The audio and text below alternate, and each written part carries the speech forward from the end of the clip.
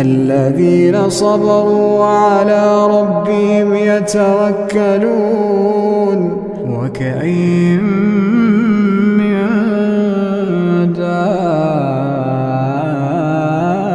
دابة لا تحمل رزقها الله يرزقها وإياكم وهو السميع العليم ولئن